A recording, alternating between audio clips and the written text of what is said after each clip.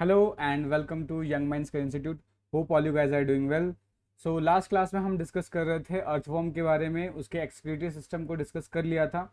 आज के लेक्चर में हम डील करने वाले हैं फाइलम आर्थ्रोपोडा के बारे में, और इस लेक्चर के अंदर हम सिर्फ और सिर्फ डील करेंगे जनरल कैरेक्टरिस्टिक्स, क्योंकि अगर क्लासिफिकेशन भी इसी वीडियो लेक्चर में अगर डिस्कस करेंगे तो पूरा का पूरा वीडियो बहुत ज़्यादा लंबा बन जाएगा। तो इस लेक्चर के अंदर हम सिर्फ और सिर्फ जनरल कैरेक्टरिस्टिक्स के बारे में डील करने वाले हैं। बाकी जो क्लासिफिकेशन है उसके लिए हम नेक्स्ट वीडियो में उस सारी चीज़ों को कवर करेंगे, ठीक है। अगर आप मेरे चैनल पर नए हैं और चैनल को अब तक सब्सक्राइब नहीं किया है तो आई अर्ज कि चैनल को लाइक शेयर और सब्सक्राइब जरूर कर दीजिए, अपने दोस्तों के साथ इसको शेयर कर लीजिए। और आज के लेक्चर में जो भी हम पीडीएफ डेवलप करेंगे वो सारा का सारा आप मेरे टेलीग्राम चैनल से डाउनलोड कर सकते हैं। तो ज़्यादा टाइम वेस्ट नहीं करते, डायरेक्टली टॉपिक पे आते हैं। तो अगर हम फाइलम आर्थ्रोपोडा की बात करें तो फाइलम आर्थ्रोपोडा क्या है, ये सबसे लार्जेस्ट फाइलम है एनिमल किंगडम का। ये क्या है, सबसे लार्जेस्ट फाइलम है। ऐसा क्यों? क्योंकि इसकी लगभग 12.5 लाख स्पीसीज आपको देखने को मिल जाती है, यानी 12,57,000 स्पीसीज नियरली आपको देखने को मिल जाती है। तो सबसे लार्जेस्ट फाइलम है ये, इसलिए यहाँ पे अधिकतर आप देख रहे हो आसपास में जितने भी स्पीसीज आपको दिख रहे हैं उनमें से ऑलमोस्ट 83% क्या होंगे, फाइलम आर्थ्रोपोडा को बिलोंग करते हैं, यानी इतनी ज़्यादा इसकी अबंडेंस है, ठीक है। तो अगर इसके जनरल कैरेक्टरिस्टिक्स की बात करें तो यहाँ पर आपको देखने को मिल जाता है कि ये ट्रिप्लोब्लास्टिक होते हैं। ये ट्रिप्लोब्लास्टिक होते हैं, ठीक है। ट्रिप्लोब्लास्टिक का मतलब क्या है, इसके अंदर तीनों जर्म लेयर आपको देखने को मिल जाती है। तीनों जर्म लेयर कौन कौन सी हो गई? एक्टोडर्म हो गई आप, उसके बाद ectoderm, mesoderm, mesoderm and endoderm. ये तीनों जर्म लेयर्स यहाँ पे आपको देखने को मिल जाती है। तीनों जर्म लेयर दिखने की वजह से, मिलने की वजह से इसको हम क्या बोल सकते हैं, ये ट्रिप्लोब्लास्टिक होता है। उसके अलावा इसके अंदर आपको बायलेटरल बॉडी सिमेट्री देखने को मिलता है। बायलेटरल बॉडी सिमेट्री का मतलब क्या है, किसी एक पर्टिकुलर प्लेन से ही बॉडी को दो इक्वल हाफ में डिवाइड किया जा सकता है। सपोज करो इसको दो इक्वल हाफ में डिवाइड करना है, तो ये एक पर्टिकुलर प्लेन है, इस प्लेन से इसको डिवाइड करेंगे तब जाके इसको दो इक्वल हाफ में डिवाइड कर सकते हैं। ट्रिप्लोब्लास्टिक ऑलरेडी बता दिया है। उसके बाद बॉडी कैसा है, मेटामेरिकली सेगमेंटेड है। मेटामेरिकली सेगमेंटेड का मतलब क्या है, यहाँ पे बॉडी में आपको सेगमेंटेशन देखने को मिलता है। और सेगमेंटेशन कैसा होगा, मेटामेरिकली। मेटामेरिकली का मतलब क्या है कि हर एक सेगमेंट के अंदर ऑर्गन्स अपने आप को रिपीट करते हैं, ठीक है। अगर ऑर्गन्स अपने आप को रिपीट करते हैं तो उस तरीके के सेगमेंटेशन को हम क्या बोलते हैं, मेटामेरिकली सेगमेंटेशन। यानी यहाँ पे चीजें को क्या हो रहा है, रिपीटेशन हो रहा है। यहाँ पे रिपीटेशन हो रहा है चीज़ों का, ऑर्गन्स का हर एक सेगमेंट में रिपीटेशन हो रहा है, जिसकी वजह से इसको हम क्या बोल रहे हैं, मेटामेरिकली सेगमेंटेड बोल रहे हैं। उसके अलावा अगर हम यहाँ पर देखें तो ऑर्गन सिस्टम लेवल का बॉडी ऑर्गेनाइजेशन देखने को मिलता है। ऑर्गन सिस्टम लेवल का मतलब क्या है कि यहाँ पर जितने भी फंक्शंस होंगे, फंक्शंस को परफॉर्म करने के लिए एक डेडिकेटेड ऑर्गन सिस्टम है। तो डेडिकेटेड ऑर्गन सिस्टम होने की वजह से इसको हम क्या बोल रहे हैं, यहाँ पे organ system level of body organization होता है। ऑर्थोपोडा का जो सबसे इंपॉर्टेंट कैरेक्टरिस्टिक्स होता है, जो नाम अगर हम बात करें, जो ऑर्थोपोडा है, ऑर्थोपोडा, ऑर्थो वर्ड का मतलब होता है जॉइंट्स। ऑर्थो वर्ड का मतलब क्या होता है, जॉइंट्स, और पोडा का मतलब होता है अपेंडेजेस।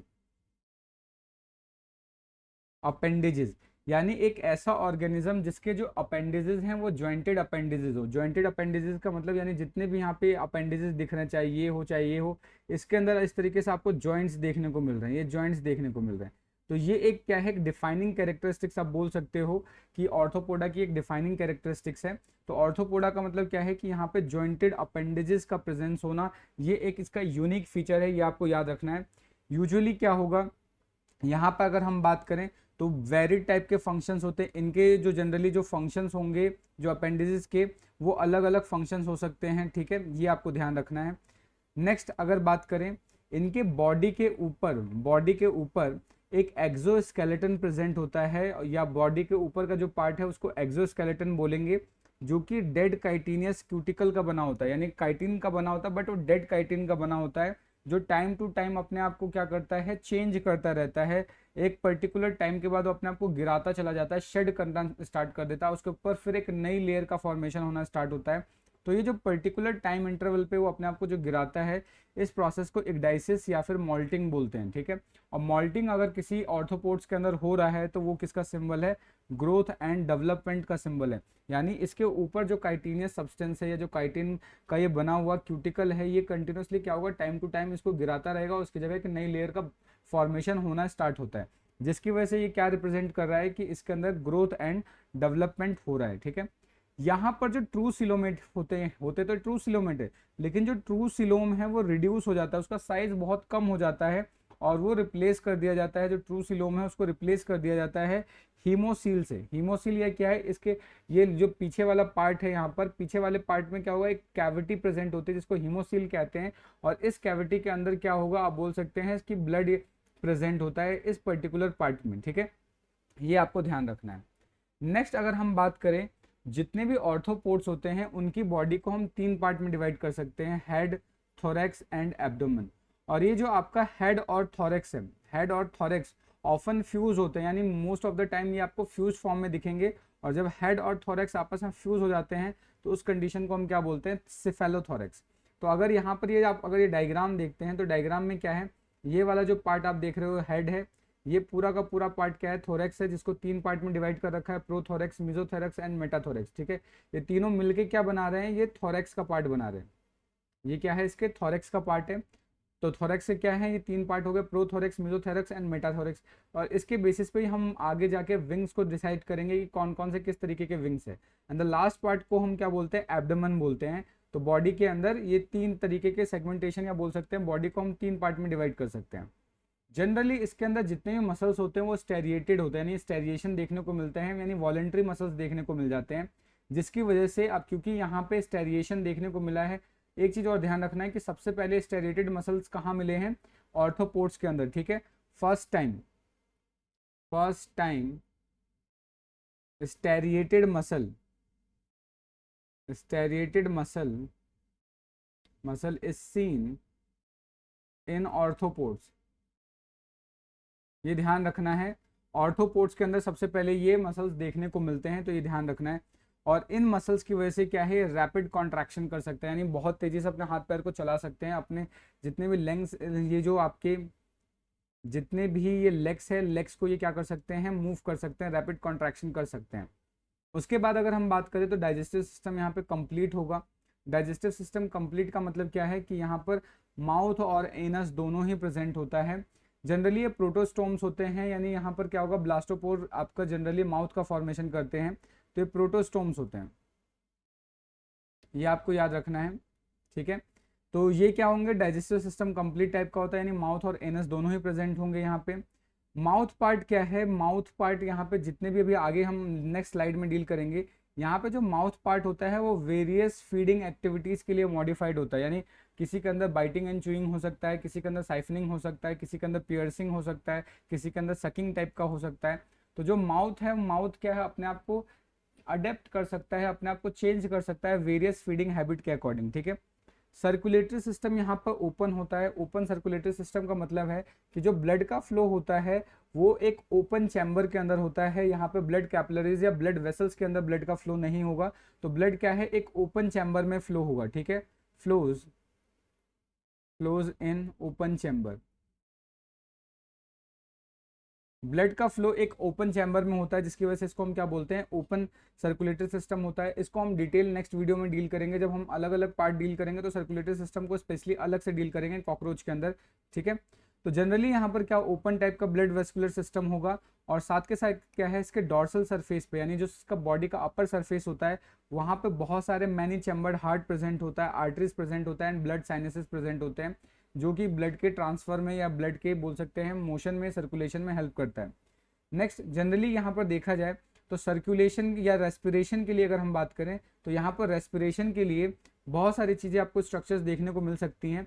जनरली यहाँ पर रेस्पिरेशन जनरल बॉडी सरफेस के थ्रू भी हो सकता है, गिल्स के थ्रू भी हो सकता है, ट्रैकिया के थ्रू भी हो सकता है, बुक लंग्स के थ्रू भी हो सकता है, या फिर बुक लंग्स के अलावा बुक गिल्स भी होते हैं, ठीक है। बुक गिल्स हो गया। बुक गिल्स क्यों इसको बोलते हैं, बिकॉज इसका जब शेप देखेंगे तो शेप कैसा होता है, बुक्स के ओपन पेजेस के जैसा होता है, इसलिए इसको बुक लंग्स या बुक गिल्स बोलते हैं, ठीक है। एक्सक्रीटरी सिस्टम के लिए भी यहाँ पे बहुत सारी चीज़ें देखने को मिल जाती है, जैसे ग्रीन ग्लैंड हो गया, मालपिगियन टिब्यूल हो गया। इसके अलावा इसके अंदर कॉक्सल ग्लैंड्स भी देखने को मिल जाते हैं, कॉक्सल ग्लैंड हो गया, ठीक है, ये ध्यान रखना है, मालपिगियन टिब्यूल, कॉक्सल ग्लैंड, ठीक है। इसके अलावा ग्रीन ग्लैंड है, ये सारे के सारे क्या है, ये एक्सक्रीशन में यहाँ पे पार्टिसिपेट करते हैं। नेक्स्ट अगर हम बात करें यहाँ पे नर्वस सिस्टम के बारे में, नर्वस सिस्टम इनका बिल्कुल लगभग एनिलीड्स के जैसे होता है, एनिलीडियन टाइप का होता है, यानी जैसे हमने एनिलीड्स के अंदर पढ़ा था कि ऊपर की तरफ एक वेंट्रल नर्व, एक नीचे की तरफ वेंट्रल नर्व कोड होगा, ऊपर के नर्व रिंग्स प्रेजेंट होती है, उसी तरीके का यहाँ पे कुछ स्ट्रक्चर आपको देखने को मिलता है। जैसे यहाँ पर देख रहे हो, नीचे की तरफ थोरेसिक गैंग्लिया देखने को मिल सकता है, ऊपर की तरफ यहाँ पर आप देखोगे ब्रेन इसका प्रेजेंट होता है। तो यहाँ पर क्या होगा, बिल्कुल एनिलीड के जैसा होगा, इसके क्या होगा, डॉर्सल सरफेस पे ब्रेन प्रेजेंट होगा, जो कि नर्व रिंग और डॉर्सल वेंट्रल नर्व कॉर्ड से कनेक्टेड होगा। यानी इसके डॉर्सल सरफेस पे क्या देखने को मिलेगा, ब्रेन देखने को मिलता है, साथ के साथ नर्व रिंग्स कनेक्टेड होती हैं और डॉर्सल वेंट्रल नर्व कॉर्ड भी प्रेजेंट होगा। उसके बाद सेंसरी ऑर्गन्स की बात करें, सेंसरी ऑर्गन्स का काम क्या होगा कि बाहर होने वाले एटमॉस्फेरिक चेंजेस या बाहर होने वाले चेंजेस को बॉडी वो सेंस कर पाता है। तो सेंस करने के लिए यहाँ पे क्या प्रेजेंट होता है, आई प्रेजेंट होता है, आई सिंपल या कंपाउंड दोनों टाइप का हो सकता है। उसके अलावा क्या है, कीमो और टेक्टाइल रिसेप्टर्स होते हैं, कीमो केमिकल चेंजेस को डिटेक्ट करता है और टेक्टाइल क्या है, बेसिकली टच सेंसर्स की तरह वर्क करता है। उसके बाद बॉडी बैलेंस करने के लिए और ऑडिटरी ऑर्गन्स के लिए भी यहाँ पर क्या है, सेंसरी ऑर्गन्स प्रेजेंट होंगे। यहाँ पे यूजुअली जो सेक्सेस होते हैं वो सेपरेट होते हैं, यानी यहाँ पर मेल बॉडी अलग होगी, फीमेल बॉडी अलग होगी, यानी डायोशियस होते हैं। डायोशियस का मतलब टू डिफरेंट बॉडी, यानी मेल बॉडी अलग होगी, फीमेल बॉडी क्या होगी, अलग अलग होगी यहाँ पर, ठीक है। अगर हम बात करते हैं रिप्रोडक्टिव ऑर्गन्स की और जो डक्ट की बात करते हैं, वो सारे के सारे कैसे होंगे, पेयर्ड स्ट्रक्चर होंगे। रिप्रोडक्टिव ऑर्गन्स कैसे होंगे, पेयर्ड होंगे, उससे रिलेटेड जितने भी डक्ट्स होंगे वो भी पेयर्ड होंगे, ठीक है। फर्टिलाइजेशन यूजुअली क्या होता है, इंटरनल होता है, यानी बॉडी के अंदर फर्टिलाइजेशन होता है, और जो बनने वाला जो एम्ब्रियो हो या फिर बोल सकते हैं जो बनने वाला स्पीसीज बनेगा इससे, वो या तो ओविपेरस हो सकते हैं या ओवोविविपेरस हो सकते हैं, यानी या तो वो एग ले कर सकते हैं या डायरेक्टली यंग वन ले कर सकते हैं, यंग वंस ले कर सकते हैं। तो अगर यंग वन ले करते हैं तो विविपेरस बोलेंगे, और एग ले करते हैं तो आप उसको क्या बोल सकते हो, आप उसको बोल सकते हो कि ओविपेरस है। जैसे यंग वंस आपको स्कॉर्पियन में देखने को मिलता है, या जितने बिच्छू होता है स्कॉर्पियन के अंदर, ये आपको देखने को मिल सकता है कि वो यंग वंस को प्रोड्यूस करते हैं। नेक्स्ट डेवलपमेंट कैसा हो सकता है, डायरेक्ट भी हो सकता है और इनडायरेक्ट भी हो सकता है। डायरेक्ट डेवलपमेंट का मतलब क्या है कि कोई भी यहाँ पे लार्वल स्टेजेस देखने को नहीं मिलेगा, बट इनडायरेक्ट डेवलपमेंट के अंदर क्या होता है, लार्वल स्टेजेस प्रेजेंट होता है, ठीक है। अगर इनडायरेक्ट डेवलपमेंट होगा तो लार्वल स्टेजेस प्रेजेंट, ये आपको ध्यान रखना है कि अगर डायरेक्ट डेवलपमेंट होगा तो no larval stages, but indirect development में क्या होगा, लार्वल स्टेजेस प्रेजेंट होंगे। तो यानी यहाँ पर क्या है, एक या एक से ज़्यादा लार्वल स्टेजेस भी देखने को मिल जाते हैं। कुछ कुछ ऑर्गेनिज्म के अंदर आपको पार्थेनोजेनेसिस भी देखने को मिल जाता है। जैसे कि अगर हम बात करें बी के अंदर, हनी बी में क्या होता है, हनी बी के अंदर पार्थेनोजेनेसिस होता है। पार्थेनोजेनेसिस का मतलब क्या है कि यहाँ पे जो ऑर्गेनिज्म है या जो न्यू बोल सकते हैं कि न्यू ऑर्गेनिज्म जो डेवलप होगा वो विदाउट फर्टिलाइजेशन डेवलप होगा। तो पार्थेनोजेनेसिस का मतलब क्या होता है, development of new species without fertilization, ठीक है। तो यहाँ पर क्या होगा, विदाउट फर्टिलाइजेशन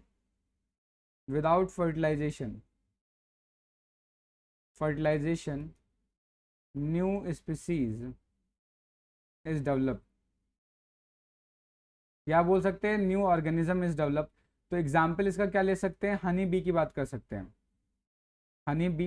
हनी बी में भी क्या होता है, जो मेल हनी बी होता है, मेल हनी बी वो क्या है, वो पार्थेनोजेनेसिस के थ्रू ही डेवलप होता है, ठीक है। उसके बाद यहाँ पर सीलिया और फ्लैजिला एब्सेंट होता है, बट आपको ऑन्कोफोरन्स में देखने को मिल जाता है, बट मोस्टली क्या होगा, सीलिया और फ्लैजिला यहाँ पर एब्सेंट होता है। उसके अलावा यहाँ पे पेरेंटल केयर आपको देखने को मिल जाता है, यानी कि जो ऑर्गेनिज्म है वो अपने बच्चों को पेरेंट केयर मतलब करते हैं, यानी पेरेंटल केयर आपको यहाँ पे देखने को मिल सकता है। नेक्स्ट अब बात करते हैं, अभी हमने देखा था कि जो माउथ वाला पार्ट है वो डिफरेंट फीडिंग एक्टिविटीज़ के अकॉर्डिंग अपने आप को चेंज कर लेता है। तो यहाँ पे अलग अलग यहाँ पे माउथ पार्ट्स आपको देखने को मिल सकता है, जैसे कि biting and chewing. Biting and chewing में क्या होगा कि यहाँ पे फूड को बाइट किया जाएगा और उसको च्यू करने में हेल्प किया मतलब च्यू किया जाएगा, ठीक है। तो अगर यहाँ पे बात करें, इस तरीके का जो माउथ पार्ट है ये आपको ग्रासहोपर्स, बीटल्स और ड्रैगन फ्लाइज के अंदर देखने को मिल जाता है। यहाँ पे जो मैंडिबल है, ये जो मैंडिबल वाला पार्ट है, जो अपर वाला पार्ट है, ये क्या होता है, शार्प होता है, रिजिड होता है और स्ट्रांग होता है, जिसका यूज किस में किया जाता है, फूड के कैप्चर करने में, टीयर करने में और उसको चू करने में, ठीक है। तो बाइटिंग और च्यूइंग टाइप कहाँ देखने को मिलेगा, ग्रासहोपर, बीटल, ड्रैगन फ्लाइज में। यहाँ पे मैंडिबल रिजिड और स्ट्रांग होता है, जिसका मेन फंक्शन क्या होगा, फूड को कैप्चर करना, चू करना, उसको टीयर करने का काम करता है। नेक्स्ट दूसरा अगर हम बात करते हैं पियर्सिंग एंड सकिंग। पियर्सिंग का मतलब क्या होता है, यहाँ पे जो स्किन है, स्किन के अंदर छेद किया जाएगा। पियर्सिंग का मतलब होता है होल क्रिएट करना है, छेद क्रिएट करना। और सकिंग का मतलब क्या है कि जो भी फ्लूइड है उसके अंदर उस फ्लूइड को सक करना। तो इस तरीके का जो माउथ पार्ट है, आपको मॉस्किटोज में देखने को मिल सकता है, बग्स में देखने को मिल सकता है, एफिड्स में देखने को मिल सकता है। कुछ इस तरीके का स्ट्रक्चर आप देख पा रहे हो, इस तरीके का माउथ पार्ट होता है, ठीक है। तो इसमें क्या होगा, इलोंगेटेड प्रोबोसिस होता है। ये जो लंबा सा वाला पार्ट देख रहे हो, ये इलोंगेटेड प्रोबोसिस है। ये क्या करेगा, पियर्स करता है और साथ के साथ सकिंग में हेल्प करता है, ठीक है। ये क्या करता है, स्किन की पियर्सिंग करता है और साथ के साथ जो ब्लड होगा उस ब्लड को ये सक करने में हेल्प करता है। तो ये पियर्सिंग एंड सकिंग टाइप का ये क्या हो गया, माउथ पार्ट हो गया। नेक्स्ट बात करते हैं साइफनिंग एंड सकिंग टाइप। जो साइफनिंग टाइप का जो माउथ पार्ट होता है, ये बटरफ्लाइज के अंदर देखने को मिल सकता है, मॉथ्स के अंदर देखने को मिल सकता है, ठीक है। तो इसमें होगा क्या कि ये जो आप वाला प्रोबोसिस वाला पार्ट देख रहे हो, ये थोड़ा सा क्या है, सॉफ्ट टाइप का होता है और ये सिंपली इस तरीके से रोल्ड आउट होता है, जिसका मेन फंक्शन क्या होता है, नेक्टेयर्स को ड्रॉ करना है। यानी फूलों के अंदर जो भी नेक्टेयर, शहद होता है, उसको ड्रॉ करने का काम ये इस तरीके का माउथ पार्ट करता है, इसलिए इसको साइफनिंग या सकिंग टाइप बोलते हैं। नेक्स्ट बात करते हैं स्पॉनिंग टाइप। स्पॉनिंग टाइप में क्या होगा, स्पॉनिंग में कि यहाँ पे ये आपको हाउस फ्लाइज के अंदर देखने को मिल जाते हैं। यानी जितनी भी मक्खियाँ होती हैं, मक्खियाँ जनरली क्या करती हैं, ये ऑर्गेनिक मैटर्स पे फीड करती है, डेड डिकेइंग मटेरियल या फिशेस पे भी मतलब डिपेंड करती हैं। तो जितने भी मतलब जो डिस्ट्रॉइंग सब्सटेंस होता है, जो धीरे धीरे खत्म हो रही हैं, तो उनको ये मतलब फीड करती हैं। तो इन पर करती क्या है, जैसे सपोज करो ये कोई भी ऑर्गेनिक मटेरियल है, तो इसके ऊपर ये अपना स्लाइवा सिक्रीट करती है। स्लाइवा सिक्रीट करने के बाद इसको लिक्विफाइड कर देती है, इसको वाटर की फॉर्म में कन्वर्ट कर देती है और फिर इसको फिर क्या कर लेती है, सक कर लेती है। तो इस प्रोसेस को क्या बोलते हैं, स्पॉनिंग टाइप बोलते हैं, ठीक है।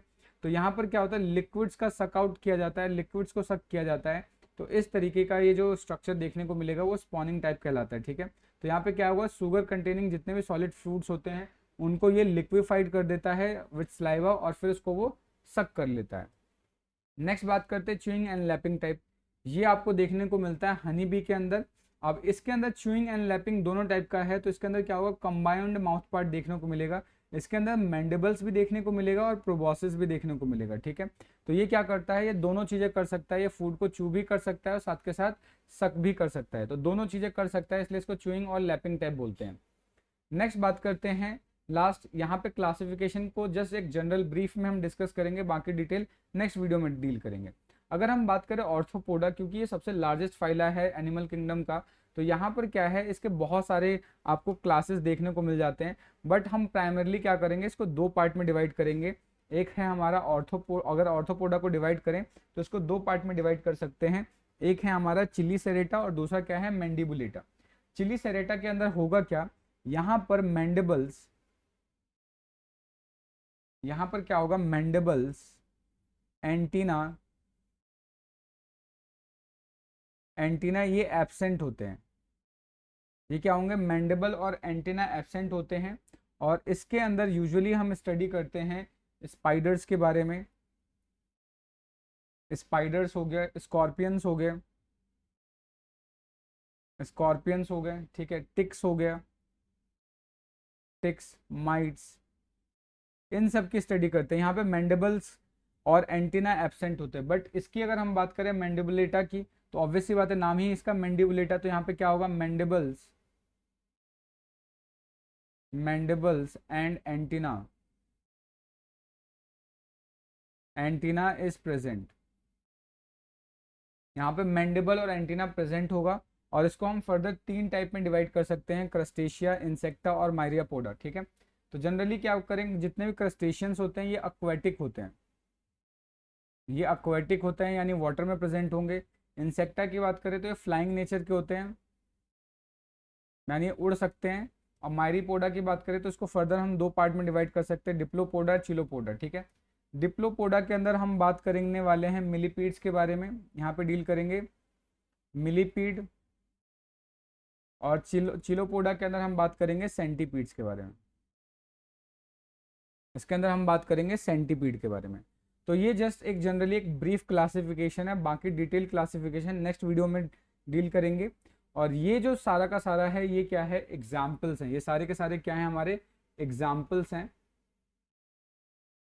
ये सारे के सारे एग्जाम्पल्स हो गए हमारे फाइलम ऑर्थोपोडा का, ठीक है, जैसे स्कॉर्पियन हो गया, स्पाइडर्स हो गया, ठीक है, आप ये सब, उसके बाद सेंटीपीड, मिलीपीड, ठीक है, जिसको स्कॉलोपेंड्रा बोल सकते हैं, कैलानोइड्स हो गया, बहुत सारे इस तरीके से ये सारे के सारे इंसेक्ट्स हो गए। ये सारे के सारे क्या हैं, ये सारे एग्जाम्पल्स हैं, ठीक है। तो आज का वीडियो सिर्फ इतना है, जहाँ पे हमने डील किया जनरल कैरेक्टरिस्टिक्स ऑफ ऑर्थोपोडा के बारे में। होप वीडियो आपको अच्छी लगी होगी। कोई भी कमेंट है, कोई भी डाउट है, कोई भी सजेशन है, तो आप कमेंट करके मुझे बता सकते हैं। मिलते हैं नेक्स्ट वीडियो में, तब तक के लिए जय हिंद दोस्तों।